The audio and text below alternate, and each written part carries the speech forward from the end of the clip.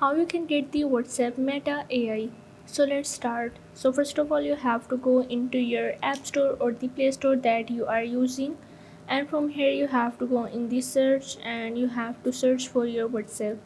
Now you have to click on it and you have to make sure that you are using the latest version, and after that you have to open it, and from here you have to go into your chat section, and from here you have to press the add icon, and from here you have to type Meta AI.